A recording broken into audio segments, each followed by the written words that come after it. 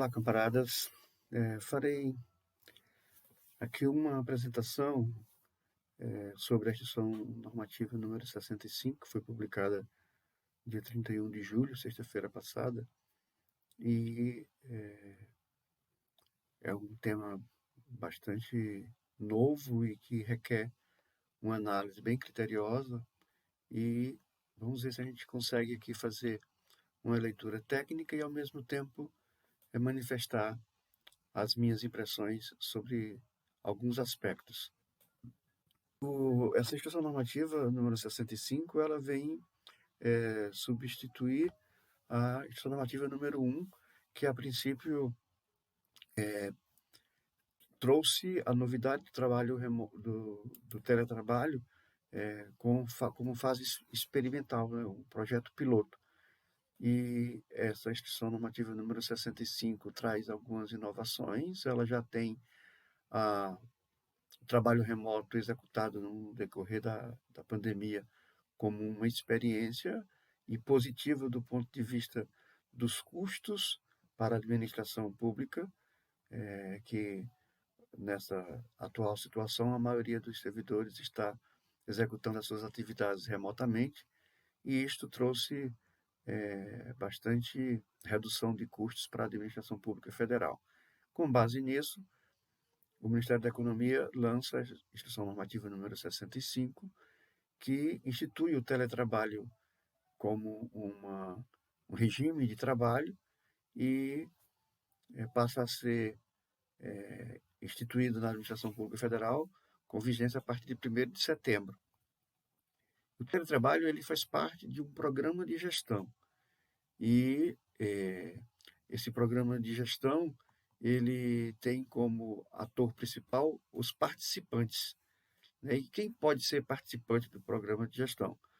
Os servidores efetivos e os servidores com cargo comissionado.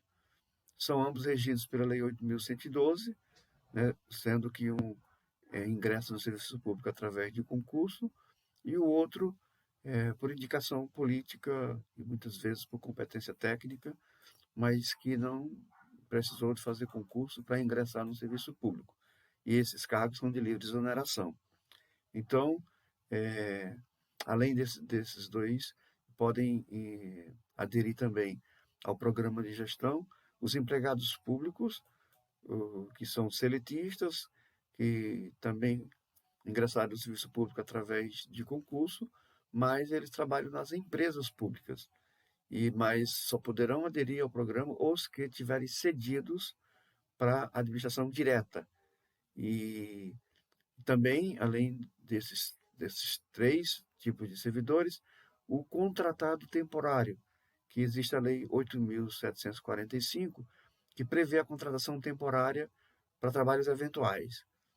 Então, são exatamente esse grupo de agentes públicos que pode aderir ao programa de gestão. A Instituição Normativa ela define o que é teletrabalho, né? Para essa IN, o teletrabalho é uma jornada regular realizada fora das dependências físicas do órgão. E aí ela faz um paralelo aí com o trabalho externo, que não é a mesma coisa. Apesar dos dois regimes, vamos chamar assim, sejam executados fora do ambiente físico da instituição, o trabalho externo faz parte da atividade do cargo, né, uma atividade inerente do cargo do servidor, que aí tem várias possibilidades, tem fiscais, supervisores, engenheiros que trabalham visitando obras, que trabalham visitando florestas, enfim, tem várias atividades do cargo que são desenvolvidas em ambientes externos. Já o teletrabalho, ele tem uma outra característica, né? Porque a atividade externa não é regida pela lei, por esta instituição normativa. Já o teletrabalho, sim, ele tem como característica principal o desenvolvimento das atividades fora do espaço físico da instituição, que aí pode ser desenvolvido em casa ou em qualquer ambiente que melhor ofereça as condições para o participante. E aí esse teletrabalho ele pode ocorrer em 2 regimes, ou parcial ou integral. Se for parcial, ele pode desenvolver as suas atividades uns dias nas instalações físicas da instituição e outros dias no teletrabalho, no ambiente que melhor convier para o desenvolvimento das atividades. O teletrabalho tem uma característica muito importante, que é a utilização de recursos tecnológicos. Então, a principal ferramenta de trabalho no teletrabalho são os recursos de informática, os softwares, né, um sistema específico para essa atividade, toda a documentação digitalizada, né, o processo digital e, e demais ferramentas que são inerentes dos recursos tecnológicos, a internet, telefonia, etc. Todas as atividades do teletrabalho são passíveis de metas, controle, prazos e entregas. Ou seja, quando for definida a atividade que o participante vai desenvolver, ele já fica sabendo essa atividade tem metas a serem cumpridas, vai existir controle com base nos números, com base no desenvolvimento da atividade, vai existir monitoramento, né, e controle, vai haver um prazo para cada atividade e que tipo de produto será entregue, qual é o resultado final dessas atividades. Que aí, dependendo de cada plano de trabalho, vai ser definido se será uma atividade por vez ou algumas atividades simultâneas, e vai depender do programa de gestão da instituição e da tabela de atividades, que nós vamos ver daqui a pouco o que é isso. O trabalho ele é previamente definido.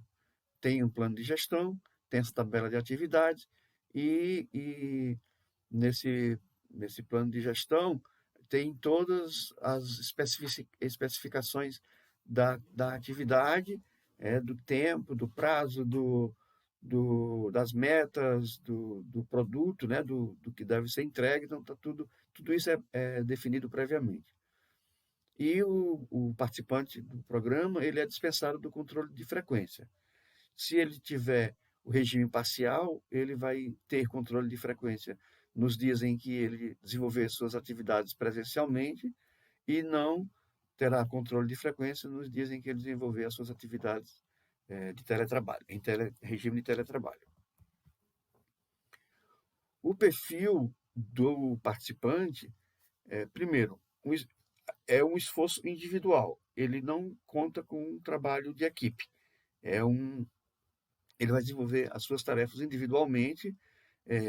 Necessariamente não pode ser atividade de atendimento ao público e também não vai ter interação com seus colegas.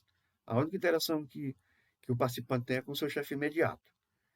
E é importante dizer que quem trabalha com regime de flexibilização de jornada, que é de 30 horas semanais, não vai poder aderir ao programa de teletrabalho, porque a característica principal da jornada de 30 horas é o atendimento ao público.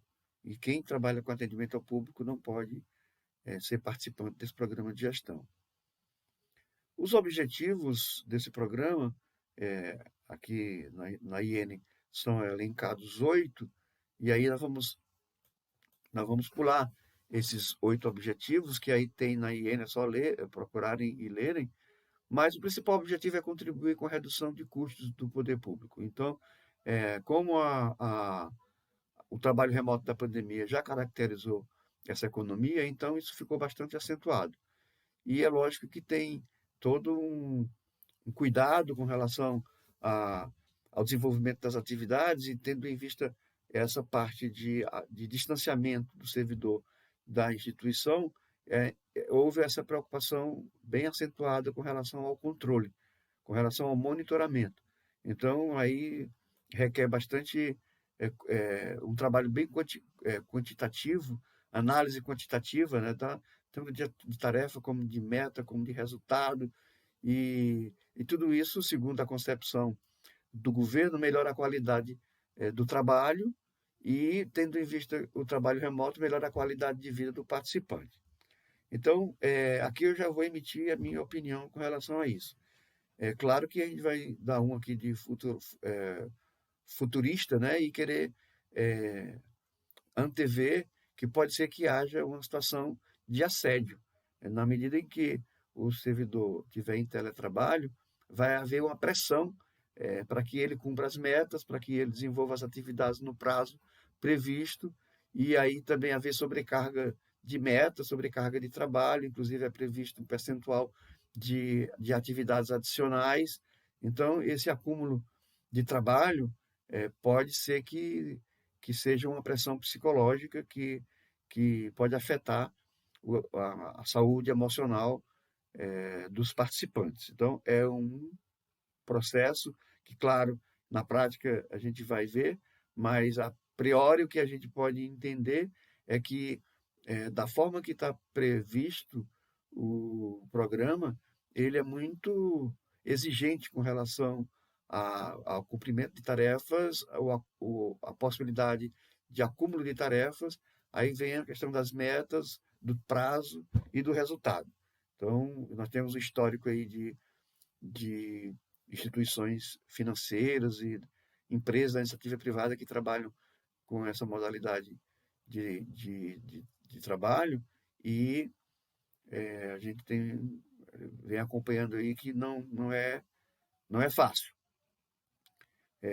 Inclusive, é bom dizer que o teletrabalho ele já é previsto na CLT, mas não tem uma previsão legal no âmbito do setor público. Falta uma lei instituindo o teletrabalho.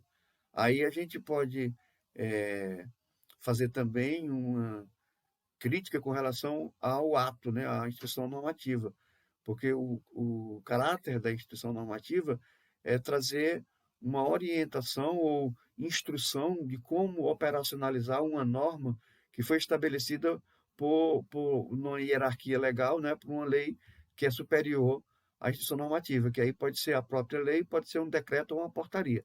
Então, necessariamente, a instituição normativa e a orientação normativa vêm abaixo dessas normas, né, desses atos legais. E a instituição normativa não pode inovar.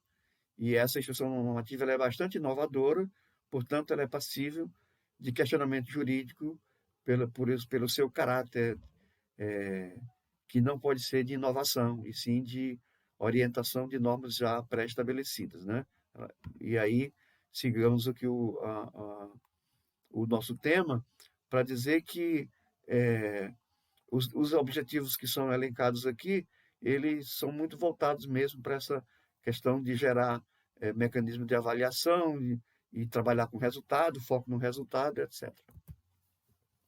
A implementação ela é facultativa para a administração pública.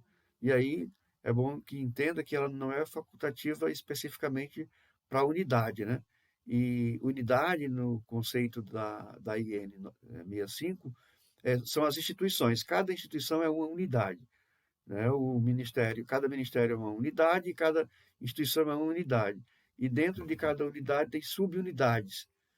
E no caso do Ministério, tem as secretarias, tem as coordenações gerais, então são subunidades. Vou dar um exemplo aqui das universidades, que tem a reitoria o reitor como dirigente máximo e as pró-reitorias como subunidades. Então, é facultativo para a administração pública de um modo geral. E também não se trata de direito do trabalhador. O participante que vier a desenvolver as atividades no programa de gestão, ele não tem direito adquirido, ele pode ser desligado, vamos ver daqui a pouco como que isso ocorre. As fases da implementação são as seguintes. Primeiro, o ministro de Estado tem que autorizar.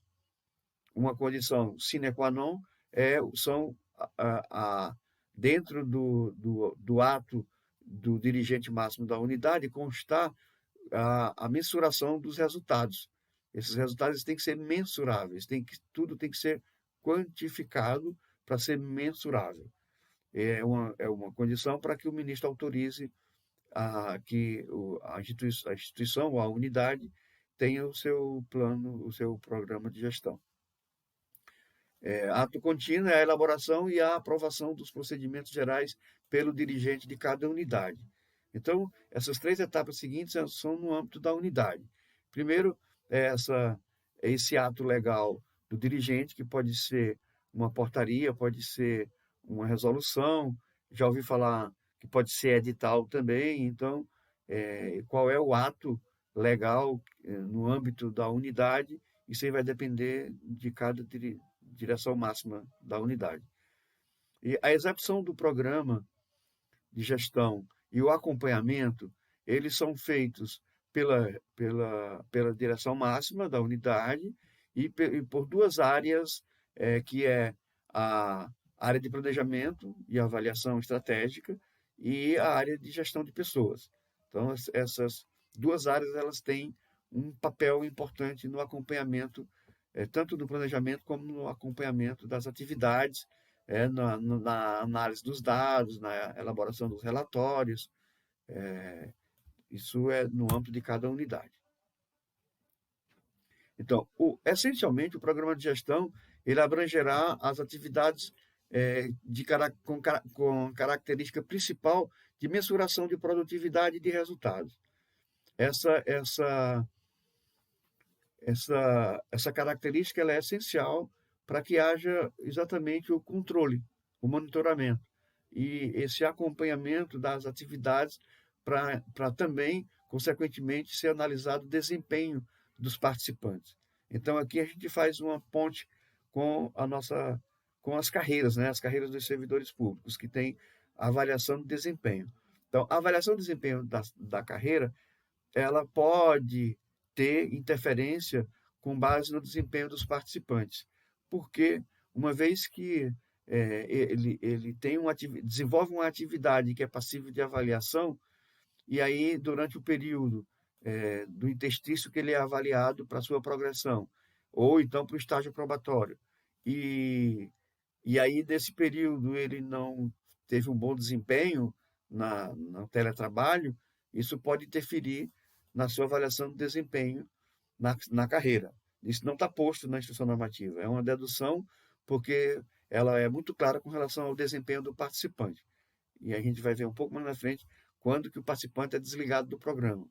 Então, é um cuidado que a gente precisa ter e acompanhar para que os servidores não sejam prejudicados dentro da sua carreira por conta de um desempenho baixo no teletrabalho. O programa de gestão, que é o grande guarda-chuva, né, do teletrabalho e é de responsabilidade dos dirigentes máximos de cada unidade, né, ele é composto por uma tabela de atividades, que essa tabela de atividades é elaborada pelas sub-áreas, aliás, pelas subunidades.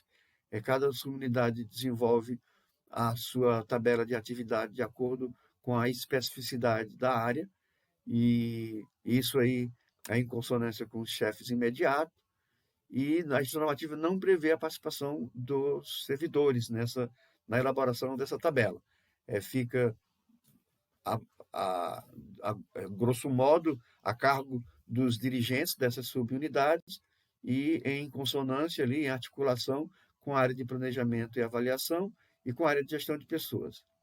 Essa tabela de atividades, ou seja, cada atividade, ela tem que ter identificada a faixa de complexidade, aí pode ser baixa complexidade, alta complexidade, média complexidade, e quais são os parâmetros utilizados para definir essa faixa de complexidade. Além disso, tem que ser definido o tempo necessário para a execução da atividade, qual é o ganho em percentual de produtividade para a instituição, né, para o interesse público, para a instituição pública, e qual é a entrega esperada, ou seja, qual é o resultado, qual é o produto dessa atividade. Então, é mapeada a atividade de forma quantitativa, de forma mensurável, e isso é um rigor que tem que constar no programa de gestão. Tem que ter também o regime de execução. É preciso definir se será parcial ou integral. o teletrabalho. É, e aí também tem que ter as hipóteses de vedação. Essa vedação é um impedimento, né, do participante. E a gente vai ver um pouco na frente quando ocorrem as vedações e os desligamentos.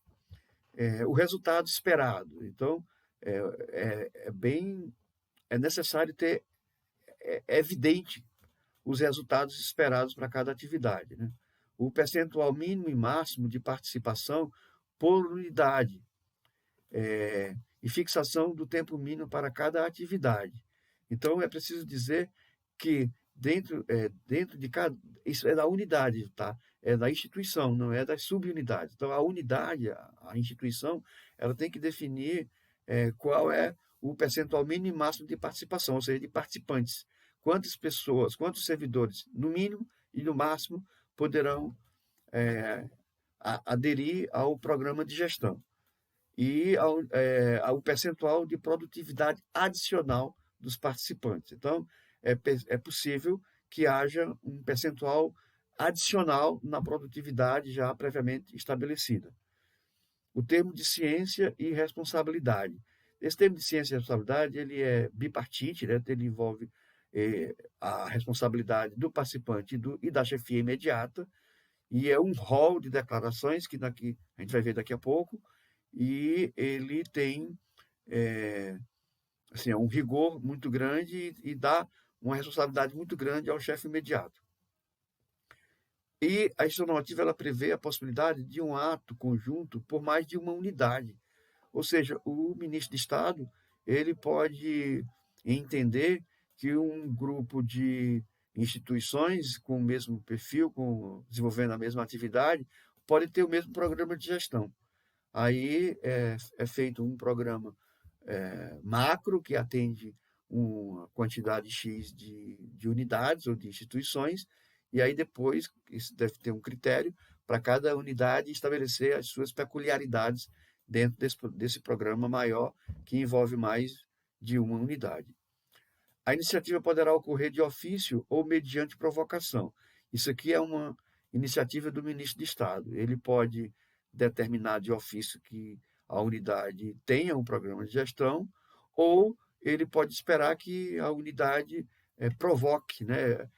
Envie o seu ato de instituição do programa de gestão, e aí ele vai analisar se tiver com resultados mensuráveis e tiver com os critérios estabelecidos pela IN, ele pode autorizar a implementação do programa. A execução, ela tem por base o ato, né, que o dirigente máximo da unidade vai publicar, né, e esse ato ele estabelece os critérios de adesão.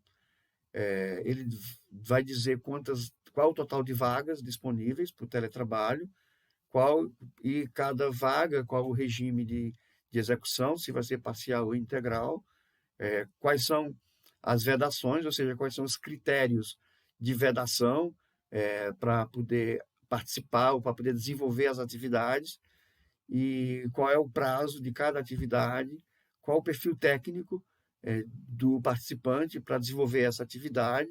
Então, tem que ter ali a relação de competência, né, de afinidade, de aptidão, de relação com o cargo, com as atividades do cargo, etc. E a infraestrutura mínima para realizar a atividade. Esse aspecto de infraestrutura mínima a gente vai discutir daqui a pouco. Com relação à seleção dos participantes, né, tem a questão da compatibilidade que a gente viu agora há pouco, né, que fala da aptidão, da relação da atividade com as atribuições do cargo, etc. E tem que, na verdade, é o principal critério, né? Aí, se houver uma procura maior do que a oferta, né, do que a oferta de vagas, então tem que ter prioridades de desempate. E a IN estabelece que a principal, ou a primeira prioridade é o horário especial de estudante ou o horário especial de deficiente, né? Que já está previsto na 8.112, e quem tem esse horário especial, ele já tem prioridade no critério de desempate. Depois vem as gestantes e lactantes. Depois, quem tem a mobilidade reduzida, não tem redução de jornada, mas tem mobilidade reduzida. Quem tem melhor resultado na avaliação de desempenho, ou seja, dentre aqueles concorrentes, né, a participante, o que tiver melhor avaliação de desempenho tem prioridade. Outro critério é com maior tempo de exercício na instituição, na unidade, né?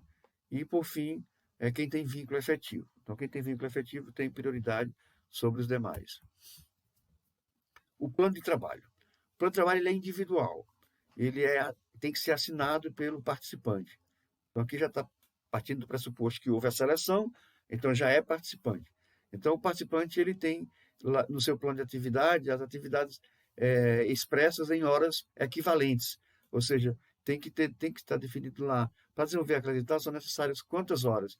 Aí pode estabelecer a quantidade de horas diária, não tem controle de frequência, mas tem, uma vez que a atividade é mensurada por horas, existe um tempo, e geralmente é um tempo curto, né? Um tempo necessário para que haja uma compatibilidade também das horas da atividade com as horas de jornada de trabalho do servidor.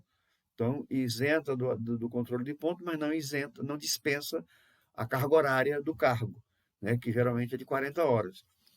E pode ser jornada reduzida, de 20 horas também. Mas, que aí tem a jornada de 20 horas com redução salária, tem também os horários especiais de acordo com a categoria, né? Tem jornadas especiais, dependendo do cargo.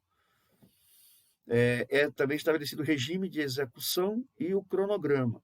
Esse regime a gente já falou várias vezes, que é o parcial e integral, e o cronograma é a caixinha mesmo dizendo que você vai fazer segunda, terça, quarta, quinta e sexta até terminar a atividade. Então, tem um cronograma fixo de cada atividade. O termo de ciência e de responsabilidade. Esse é a parte que vincula e que dá a verdadeira responsabilidade para o participante. Nesse termo de ciência e de responsabilidade, ele tem que declarar que atende às condições da instituição normativa, do programa, né? Que comparecerá no prazo quando convocado, ou seja, quando ele for convocado para se fazer presente à instituição, ele é dado um prazo e ele tem que cumprir esse prazo para comparecer à instituição presencialmente. Ele tem que declarar, né, que manterá toda a infraestrutura necessária, inclusive segurança de informação. Detalhe, a infraestrutura é todo o ambiente, desde mobiliário, desde climatização, desde espaço físico adequado, cadeiras ergonomicamente adequadas, etc. Tem também a segurança de informação. Tem que ter um equipamento adequado, com softwares adequados, com a capacidade de memória adequada, com antivírus de qualidade adequado, com capacidade de backup adequada. Então, tem todo um critério de segurança de informação que é de responsabilidade do participante, né? Ele não terá direito a horas extras e nem banco de horas. Quem tiver saldo de banco de horas antes de aderir ao programa, ele tem que utilizar antes, não pode utilizar horas de saldo de banco de horas durante o programa, no desenvolvimento das atividades do programa, né? Como também não pode gerar banco de horas. Não terá ajuda de custos, exceto se no interesse da administração ele mudar de sede. Aí terá ajuda de custos, mas não terá auxílio moradia, que é um benefício normalmente concedido para quem se desloca da sede no interesse da administração. Então, aqui a gente já pode perceber alguns conflitos com a legislação, porque tem um decreto que já estabelece a jornada de trabalho do servidor e quais são os critérios de comparecimento, inclusive de controle de ponto. Então, uma instituição normativa está dizendo diferente do que diz o decreto. Então, já está conflitando, a instituição normativa está conflitando com o decreto. Então, ela já é passível aqui de questionamento. Com relação à ajuda de custo e auxílio moradia, também. Então, existe lei, existe todo um arcabouço jurídico que determina quais as condições para banco de horas, para para hora extra, né? Para auxílio moradia, etc. E a Instituição normativa está trazendo essa inovação contrariamente ao que diz normas superiores, né? O participante tem que declarar que está ciente da vedação de terceiros, ou seja, não pode terceirizar o trabalho. Você não pode trazer o trabalho para casa ou para onde você for desenvolver a atividade e pagar alguém para desenvolver ou passar para alguém. Então, incorre aí numa, num caráter disciplinar que é passível de punição, né, e que também aí já na frente já diz que tem um manual de conduta dos agentes públicos, então tem que seguir esse manual. E aí, dever do participante ler e aprender, entender a lei de gerenciamento e processamento de dados e o manual de conduta dos agentes públicos. Então, é aconselhável que o participante eh, leia, entenda e estude bastante essa legislação. A avaliação das entregas é feita pelo chefe imediato. Então, a chefia imediata ela tem muitas responsabilidades e uma delas é fazer essa avaliação. Ele acompanha diariamente e faz um relatório. Então, ele tem 40 dias para entregar esse relatório, aferindo as metas atingidas ou não. Aí ele vai conceituar as metas de 0 a 10. Então, só será aceito a atividade que atingir meta igual a 5, igual ou superior a 5. Então, é, isso tem implicações na permanência do participante, né? Se ele não atinge meta, ele tem implicações, inclusive, de impedimento de continuar. Bom, a ambientação, embora não seja um projeto piloto, ele tem uma fase de ambientação. Com 6 meses, é feito um relatório pelo dirigente máximo, e que é enviado para o ministro, né? E esse relatório ele deve conter o grau de comprometimento dos participantes, então tem que ser feita essa análise, como que ocorreu a participação, o comprometimento meu, o engajamento, né? A, se houve essa adesão de fato, né? Como foi o desenvolvimento das atividades, se efetivamente houve o alcance de metas e o resultado esperado, quais os benefícios e prejuízos para a unidade, se o que foi planejado na execução aconteceu e se foi benefício ou se foi prejuízo, tem que ser deixar bastante claro no relatório. As facilidades e dificuldades verificadas na implantação e na utilização do sistema. Esse sistema, a gente vai ver daqui a pouco que sistema é esse. E a conveniência e a oportunidade da manutenção do programa de gestão. Isso aqui é uma conclusão do relatório que vai dizer, vai sinalizar pela continuidade ou não do programa. E aí tem que ter indicadores, tem que ter números mensuráveis, né, testáveis, comprovando se é possível ou não a continuação do programa. O sistema informatizado, que eu falei que a gente ia falar daqui a pouco, é que a unidade, todas essas informações elas são alimentadas, elas alimentam um sistema. Esse sistema ele pode ser próprio, desenvolvido pela própria unidade, ou a unidade pode adquirir um sistema, desde que esses sistemas tenham um parâmetro estabelecido pela IN. A gente não trouxe aqui porque são 6 ou 8 itens, que aí é a responsabilidade da unidade recorrer a um sistema que tem aquele parâmetro. Mas também o Ministério da Economia vai disponibilizar um sistema que as unidades podem adotar como definitivo, né? Esse sistema já está parametrizado, ele já está adequado para a IN 65 e todas as informações que que alimentam esse sistema, elas têm que ser divulgadas no site da instituição. Então tem que ter uma página com todas as informações, com os planos de trabalhos, com as atividades e toda a tabela de atividades, conforme a gente viu anteriormente, tem que estar no saldo, inclusive tem que estar no site, inclusive com a relação nominal dos participantes. O monitoramento, ele é parte natural do teletrabalho. Ele, e também podemos chamar de controle, né? Ele tem que constar no relatório, aliás, o relatório gerencial, ele tem que apresentar a natureza quantitativa e a natureza qualitativa do trabalho. Na natureza quantitativa, tem que ter a análise estatística dos resultados. Por isso que é tudo quantificado e tudo mensurável, é porque tem essa análise estatística dos dados.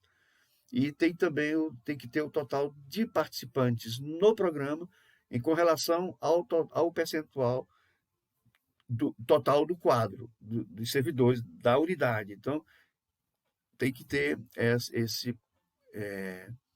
essa demonstração também do quadro de servidores e qual o percentual desses servidores que está atuando no programa, que é participante.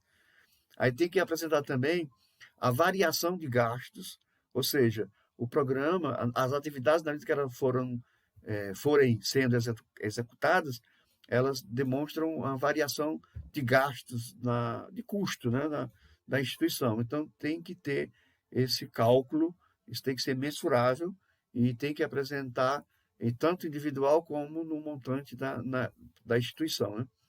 Aí tem que ter também a variação de produtividade, como que ocorreram as produtividades, como que houve a variação. E também de agentes públicos, né, e de rotatividade de força de trabalho, como que houve essas alterações. Então, quem permaneceu durante quanto tempo, quem não permaneceu porque saiu. Então, houve rotatividade, como se deu esse fluxo, qual foi a intensidade desse fluxo, quanto houve mais duração maior, duração menor da permanência, etc., né? E também faz um destaque sobre o absenteísmo. É preciso registrar caso haja absenteísmo. O relatório gerencial qualitativo, ele precisa demonstrar a melhoria da qualidade dos produtos entregues, então é tudo quantificado, e a entrega é um produto, e esse produto tem que ser mensurável, e aí tem que identificar como ocorreu e quais os critérios de melhoria da qualidade desses produtos. E as dificuldades enfrentadas. Tem que identificar como desenvolver as atividades e quais as dificuldades enfrentadas. E aí também registrar caso tenha havido boas práticas de implementação.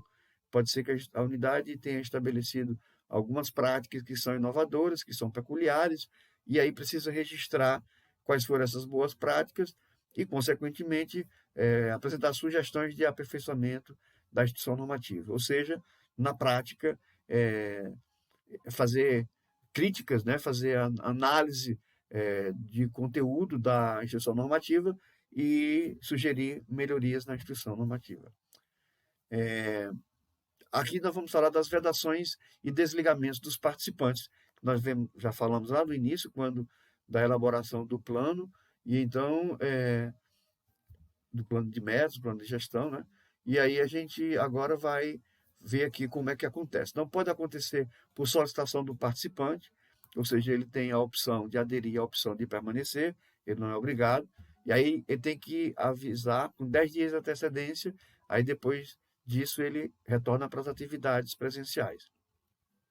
Ele pode ser desligado também no interesse da administração, se a administração entender que tem outra atividade, que tem, enfim, são várias possibilidades para a administração entender que o participante não pode continuar no programa.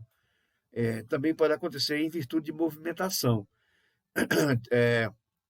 Se essa movimentação ocorrer com alteração da unidade de exercício, ou seja, houver uma interrupção de vínculo do participante com a unidade. Então, aí ele é afastado do programa. Outra possibilidade também é em virtude de aprovação do participante para executar outras atividades, que aí conflita com o programa de gestão, aí ele não pode continuar.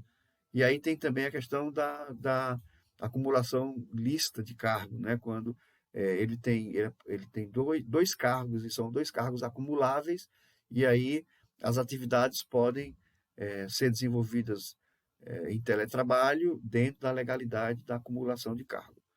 Aqui é importante também frisar o desvio de função, que não é possível, né? E que não seja atribuída a atividade diferente das atribuições normais do cargo do servidor. E também pode acontecer o surgimento de novas hipóteses durante o desenvolvimento das atividades, surgirem novas hipóteses de vedações.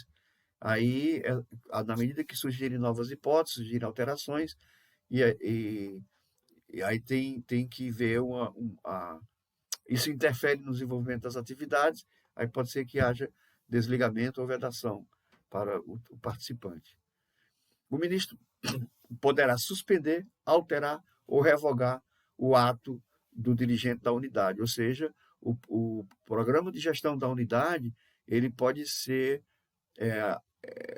alterado, revogado ou suspenso pelo ministro de Estado. Se isso ocorrer, digamos, no caso da suspensão, para-se todas as atividades por determinado tempo, depois retorna. Na alteração, os participantes têm que se adequar a essas alterações, e a revogação acabou, não vai ter mais ato, não vai ter mais programa de gestão na instituição. Então, acontecendo qualquer situação dessa em que o participante tiver que retornar às atividades presenciais, ele tem 10 dias para retornar essas atividades.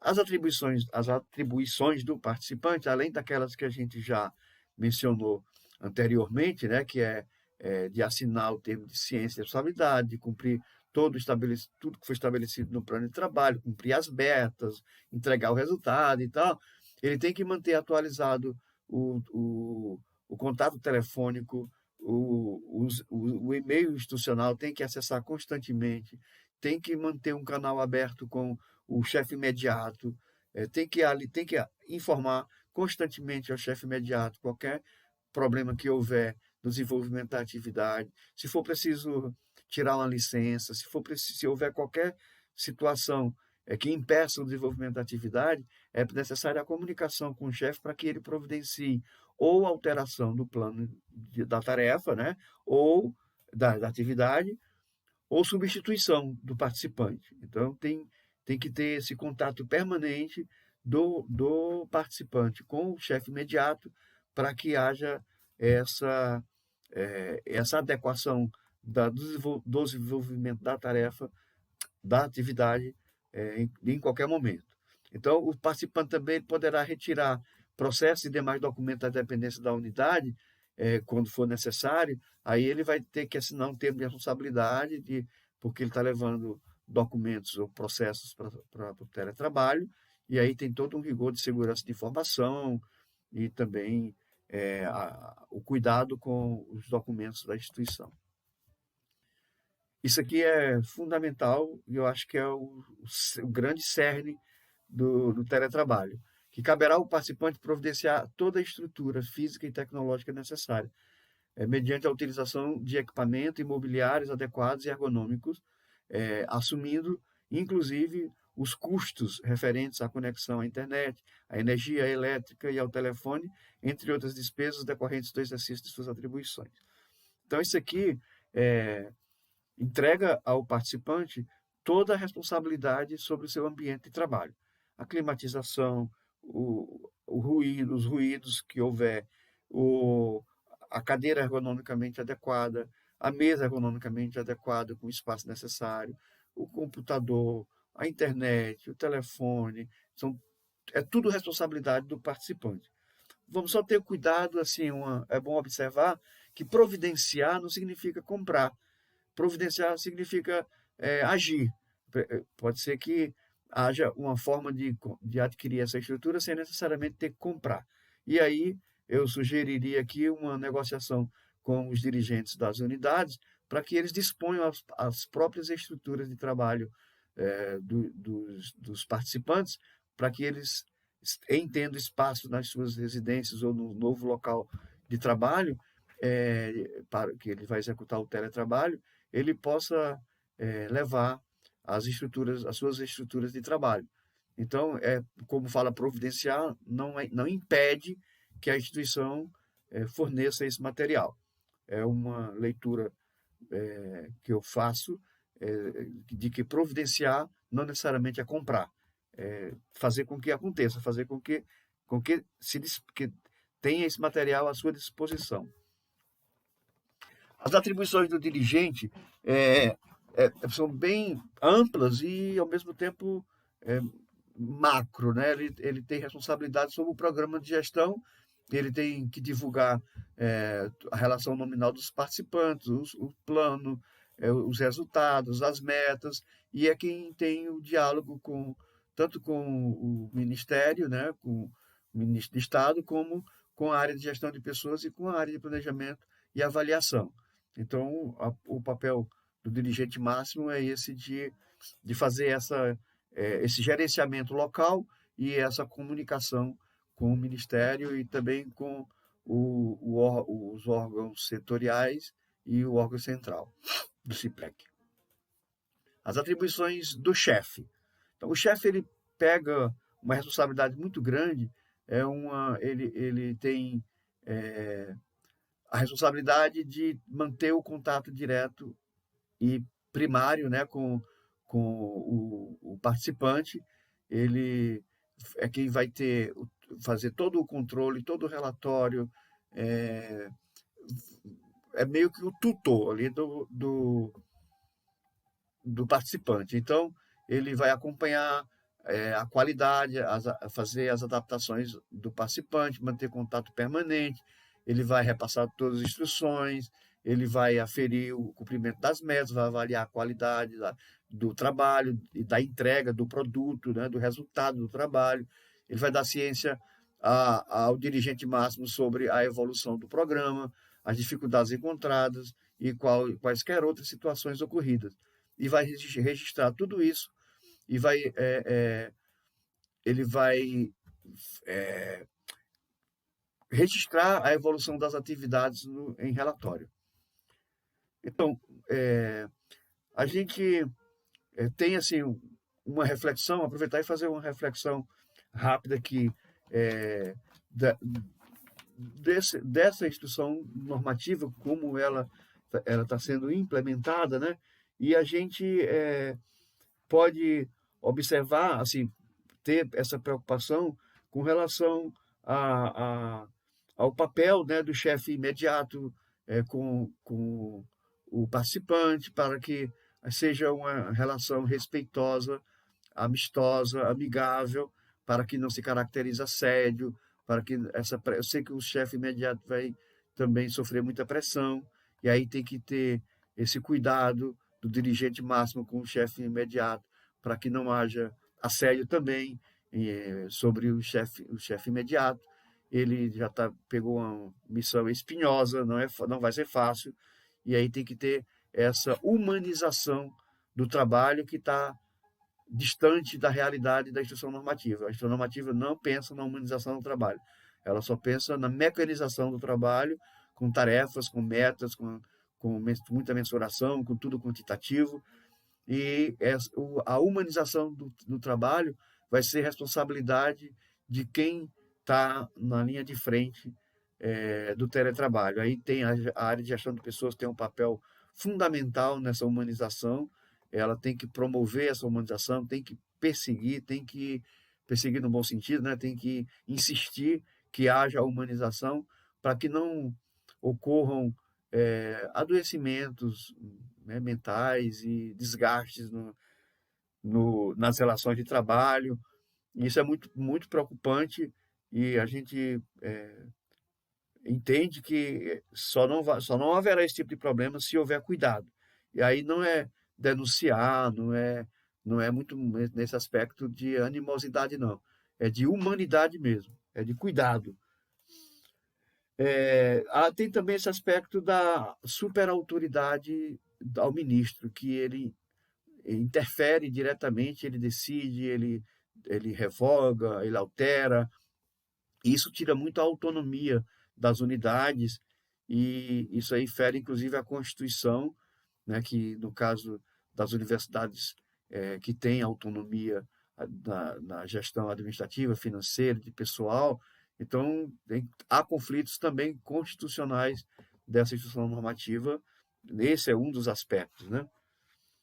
O isolamento do servidor, ele passa a ser ele perde o caráter social do trabalho, ele passa a ser um indivíduo isolado, distante dos seus colegas, perde o princípio do trabalho de equipe, é, individualiza muito o sujeito do trabalho, e isso é um aspecto negativo. Quem trabalha, por exemplo, nas universidades, que perde o sentido da comunidade acadêmica, não transita mais no contato com os discentes, com os docentes, né? E considerando que o teletrabalho pode ser também uma atividade de docentes, mas vai ser muito mais para técnicos. Eu estou falando para a comunidade universitária porque eu trabalho na universidade, mas isso vale para as outras instituições também. Esse caráter da divisão social do trabalho, a gente, com o teletrabalho, vai perder, ele vai ficar individualizado, é um trabalho totalmente individualizado. Bom, eu acho que em linhas gerais é isso. Se for o caso, a gente vai depois fazer um outro vídeo, e para isso aqui já ficou bastante longo, e vamos ver que se surge um debate aí na aqui nos comentários, né? E a gente, se for o caso, a gente depois grava um outro vídeo. Muito obrigado e bons estudos. E quem aderir ao programa, que tenha um bom trabalho.